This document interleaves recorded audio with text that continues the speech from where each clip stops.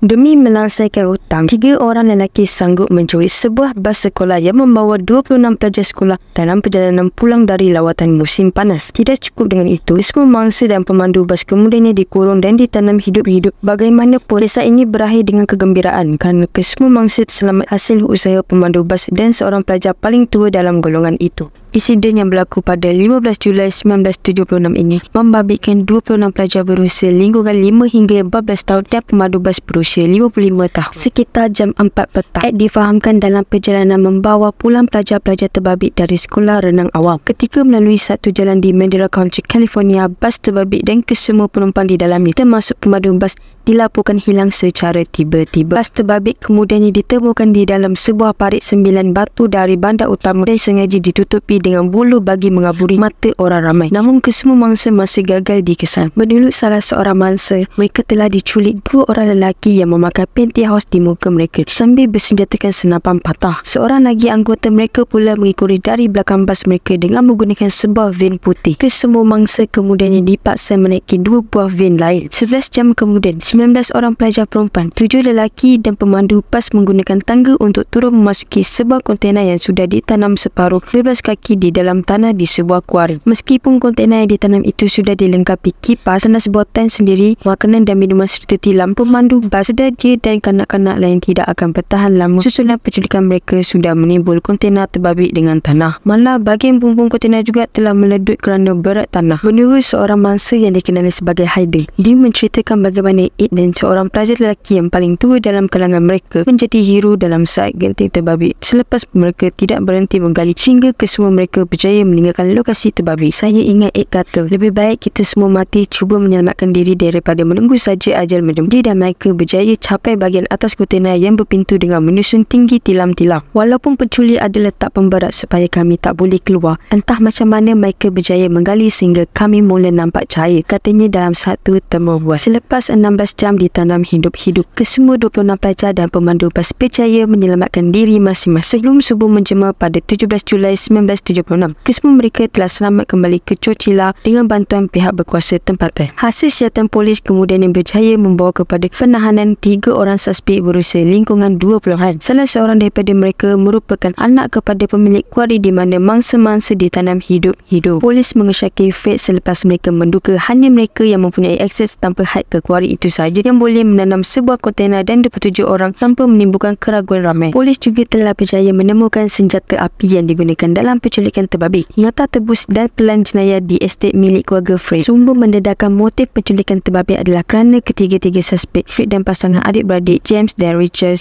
anak kepada seorang pakar sakit kaki, mahu meminta wang tebusan yang banyak bagi membayar hutang-hutang mereka. Dalam satu pengakuan yang direkodkan semasa pendengaran parol pada tahun 2015, James berkata mereka sudah merancang penculikan terbabit setahun sebelumnya. Mereka juga telah melakukan pelbagai persediaan termasuklah mencipta kotak pelambang untuk menyimpan wang tebusan sekiranya pihak berkuasa mendatangkan alat penjejak lokasi pada wang. Kami perlukan mangsa yang ramai untuk dapatkan beberapa juta dan kami memilih kanak-kanak sebagai mangsa sebab mereka lemah dan tak akan lawan balik. Selain itu, kami juga berkemungkinan besar akan dapat wang tebusan sebab risiko tak akan diambil jika melibatkan kanak-kanak, katanya. Walaupun pelan ketiga-tiga suspek ini boleh dikatakan hampir sempurna, kegagalan mereka difahamkan berpunca daripada kesukaran mereka untuk menghubungi polis untuk meminta wang tebusan kerana terlalu banyak panggilan telefon diterima pihak berkuasa daripada ibu bapa mangsa yang panik. Pelannya, suspek mahu tidur sekejap sebelum mencuba sekali lagi. Namun begitu, apabila mereka bangun saja dari tidur, berita sudah memaklumkan kesemua mangsa telah selamat ditemukan.